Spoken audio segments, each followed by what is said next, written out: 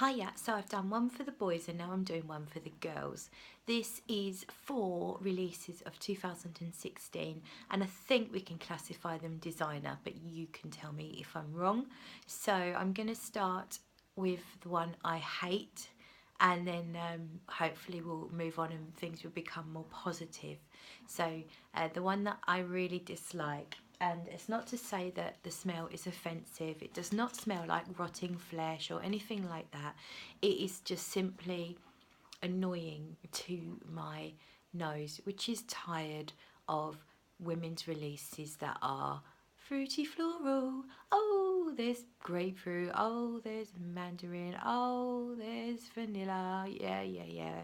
We've smelled it all before, and I love, I love all those notes, but I just get sick and tired of smelling women's fragrances, and they're new, they're different, and then that's what you're sold, and then when you actually smell them, you feel like you smelt it a million times before. And this one, I'm sorry, is extremely guilty of that.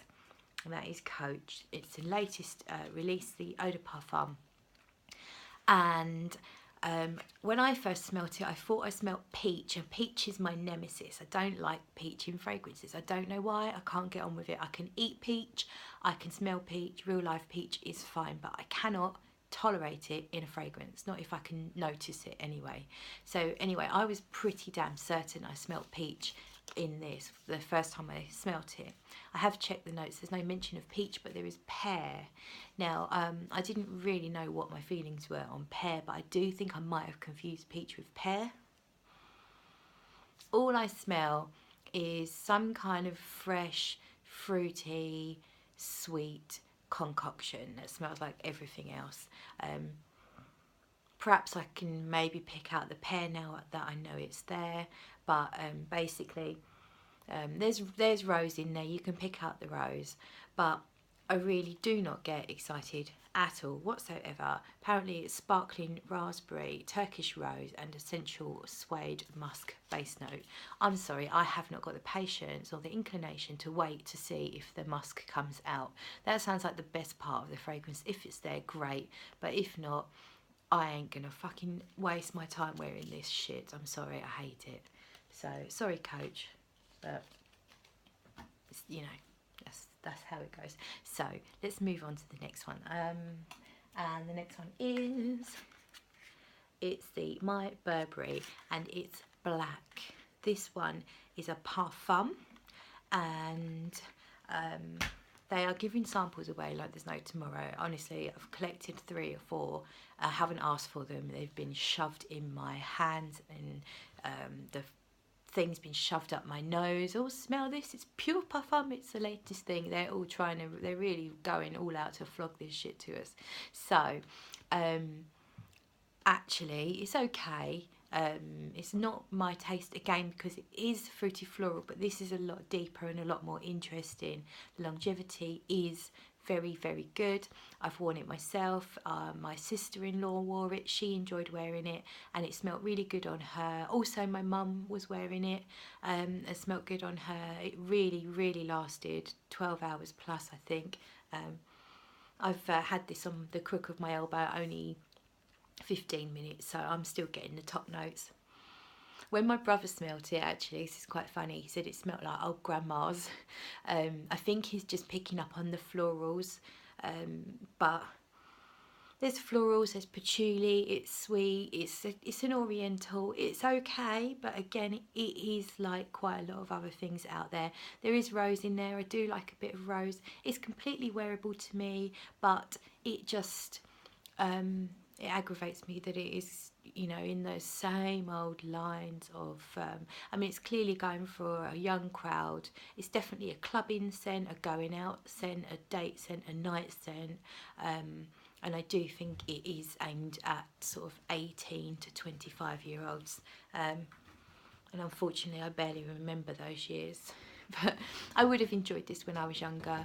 It's just because my tastes have changed. It's a bit too sweet.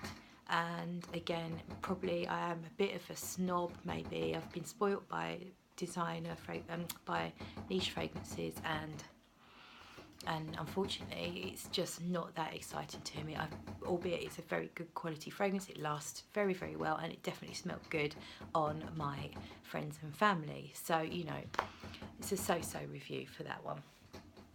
Next one we are doing, this one's been out a little while, it's still come out this year though. I've got it here. It's very sweet and it's a flanker. Yes, I said flanker, and it's called Angel Muse. I doubt you can see that. Angel Muse, and this one's getting a lot of love from a lot of people in Fragcom, and yeah, I can see why. I can't wear Angel, it's a little bit too much for me. The patchouli is too dominant, and I think maybe it's too well worn by people that I don't feel that I want to wear it and fit in with the crowd. No, I don't think that's quite right, but yeah, I just can't wear Angel. I could wear this, so that's a positive.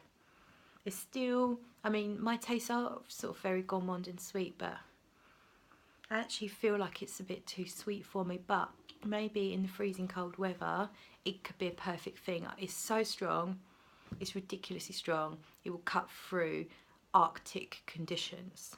As I say, it's getting a whole ton of love. There's loads of reviews for it. Sniff it out, it's not hard to find, and see what you think. It's just, for me, it's sweet, it's vanillic, there's hazelnut cream. I don't know that I would specifically be able to pick out the fact that it's hazelnut, more like some kind of nutty, chocolatey praline type thing, and some kind of floral cutting through, so it's not ridiculously cloying. So yeah, I'd say it's a good one. It's still not quite me, but I think it's a good release and well worth sniffing just to see what you think. So that brings me to the final one. Now this is the one I wasn't quite sure whether you would class it as designer release, because it's actually a celebrity fragrance, but this is not a usual standard celebrity fragrance. So when you think of celebrities like Britney Spears, they tend to bring out the, well, I'm sorry, rubbish, the fruity florals that I hate, the likes of that Coach thing, you know, something fresh and sweet and pink and fluffy, but this is completely different. Sorry, let me get to the point. This, I've got a decant, and it is Stash by Sarah Jessica Parker. This is nothing like anything else that has ever been released by a celebrity, as far as I'm concerned, ever. I don't find it particularly feminine. I think it leans masculine, it's woody, it's smoky, it's incensey, there's a little tiny bit of sweetness stuff going on. The stuff is nuclear, it lasts and lasts and lasts 12, 14 hours. Again, I've had my sister-in-law wearing it. She loved it so much she emailed me later on and asked me where she can get it from. There's vetiver in there. It's just strong and it's masculine and it's different. For a celebrity fragrance, it's very different, so I like it for that reason. I've got it there in case you hadn't realised. I believe it's a smoky tea note in there as well. It's really good. If you like your fragrances leaning more masculine and not so fruity floral, or not at all fruity floral, then definitely check it out. I understand it's a lot more widely available now, maybe even in Superdrug for us Brits. And if you're a man, you can totally rock this, absolutely. There is nothing about this to say it's feminine, so I think it's just because of how interesting and different and you know, how brave it is. I give this a massive thumbs up. I don't know if I'm going to be wearing it too often because it is a little bit out of my comfort zone, but I do think it is an excellent one to try. So I'm going now. Thanks for watching. Bye.